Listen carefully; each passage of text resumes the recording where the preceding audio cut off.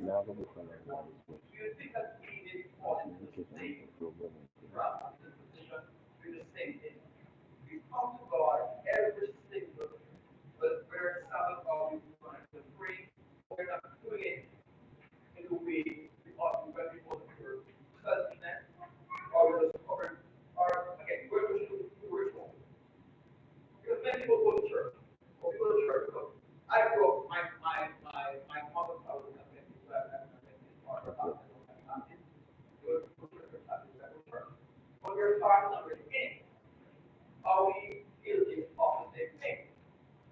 I'm looking for a woman. That's it. But you know what I was thinking when I was reading the Yeah, lesson? yeah. That I started thinking, what could be some of the mindset of individuals? This thing, for instance, I normally do my staff day after day. Oh man, I gotta do my staff. Let me pray. And I sleep right through. So then it becomes like a thing of just ritual every day. I do it. I'm not doing it because I'm looking to strengthen my relationship with Christ.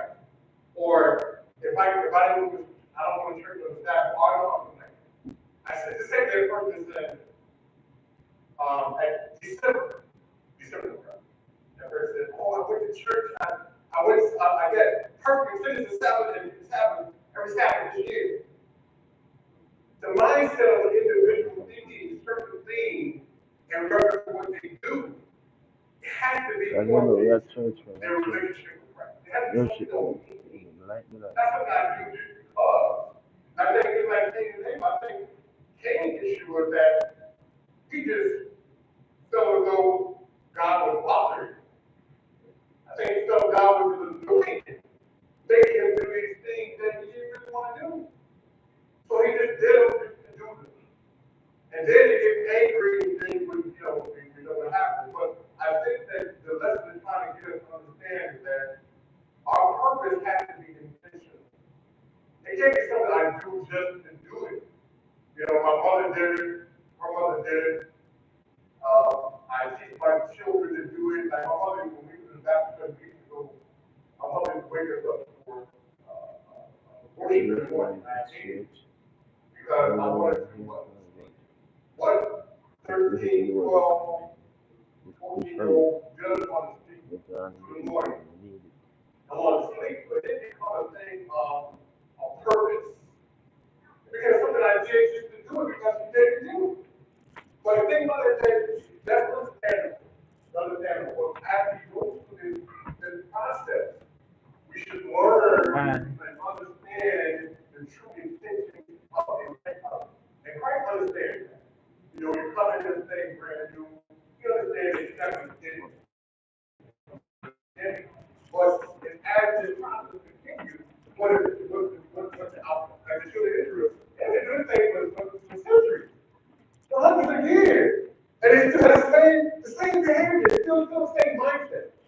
And that's the thing that you have to understand is that we have to get to a point, we have to get to that takes us to something that says, you know what, I really, really want to stay in a relationship with him. I understand what it is he's trying to do for me. What is he doing for me? And what I'm getting out of that.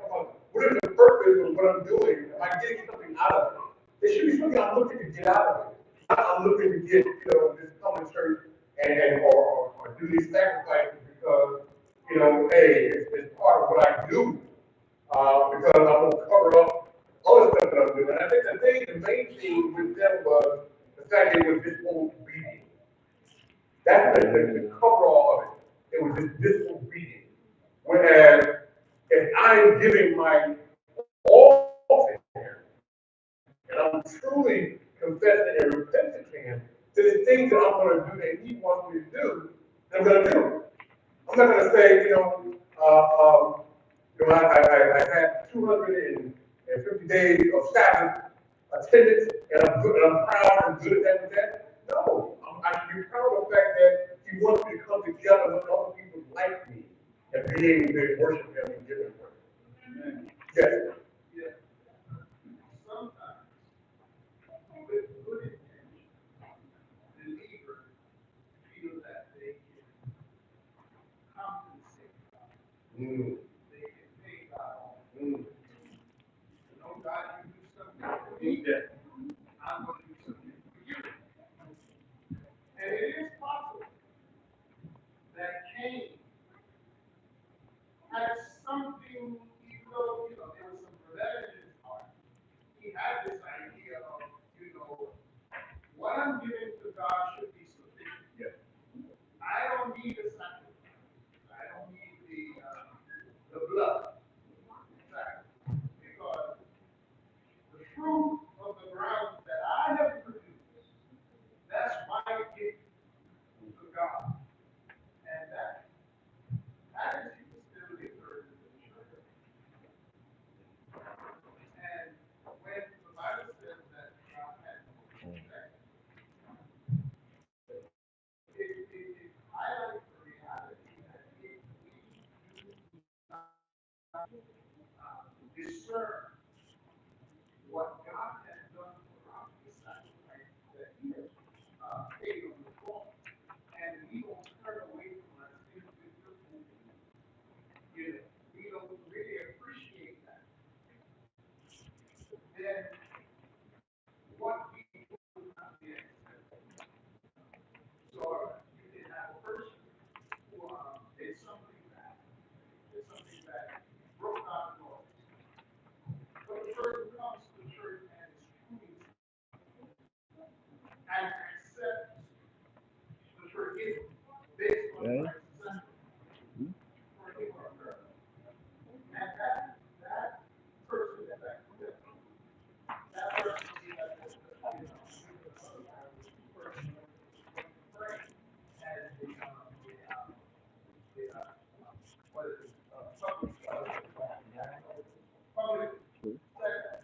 You need to look up to heaven.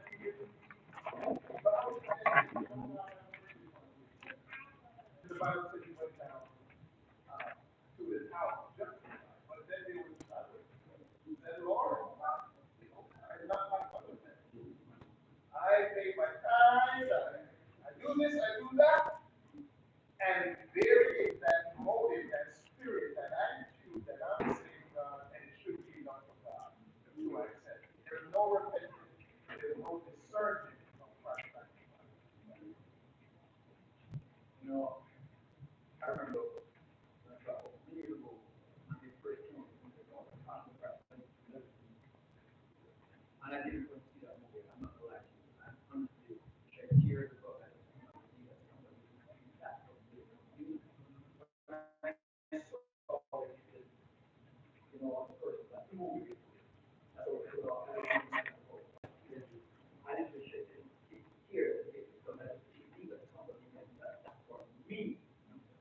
So I'm trying my best to do what's right.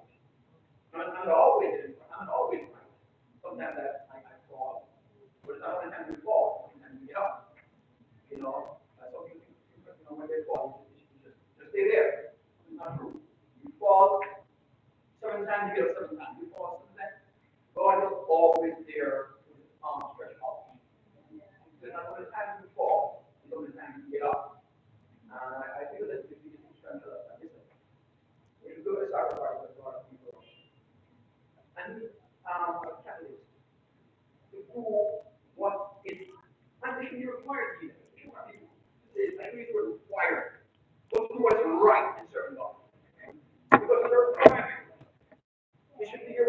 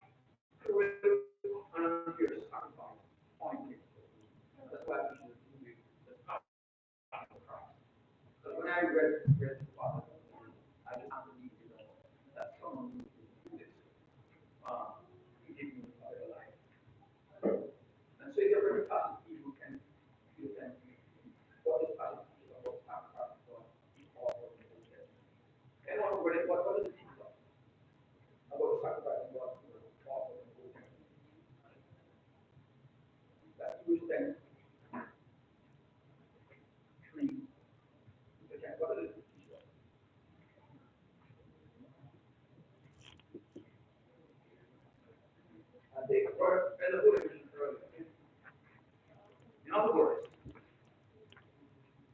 the offering of the blood of the bulls and the goats, it was just a symbol or an antagonism on that. It was just pointing to how God will get his son in our behalf.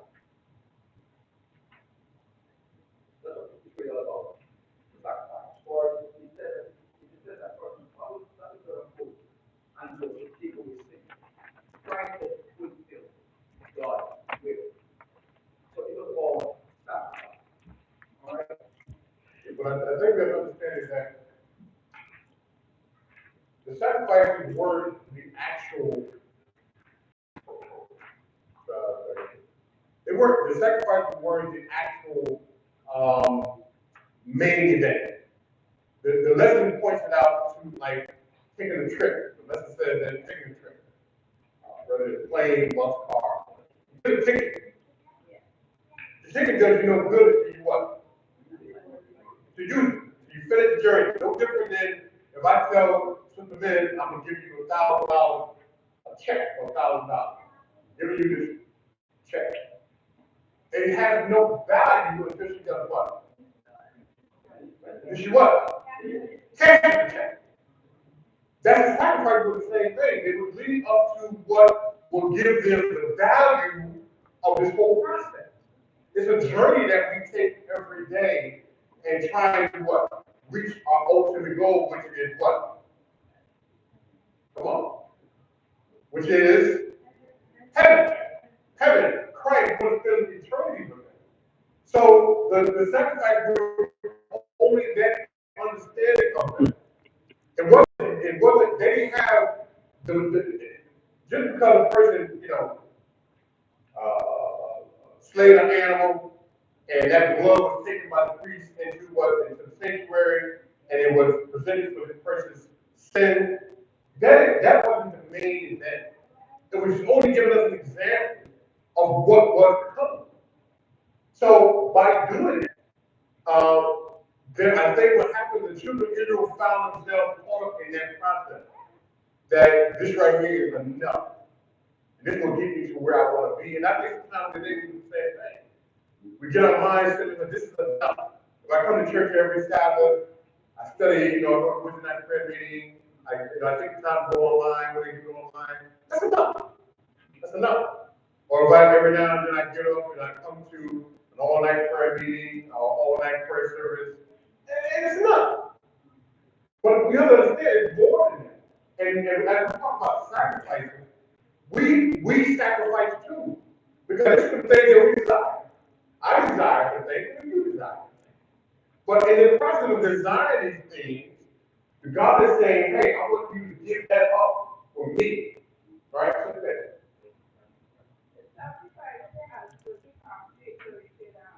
Represent a promise. It's a promise God made. A promise based on our acceptance. When we accept that promise, which is the sacrifice, we actually register our faith in the fulfillment of the promise. And also the sacrifices represent the offensiveness of sin, which we do not recognize. Because to take an innocent lamb within a certain age and just to slit the throat, it's just, and you doing it without the full meaning of it. It's as if you just committed your moral animal is just nothing. Because it's pointing, it's the promise God made. Sacrifice is the promise. Our accessing it is saying, yes, Lord, I believe.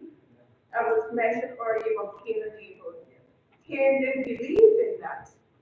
He believed it with himself, with ourselves. And we can fall into that too, because every act we come here, we think, well, when we come to church, whatever we do, it will be a performance. Every act, the offering is an act of worship. The prayer is an act of worship. If we simply going out there and do something, it's an act of worship that is flowing from an experience with God on a daily basis. And, you know, because, real life, you would understand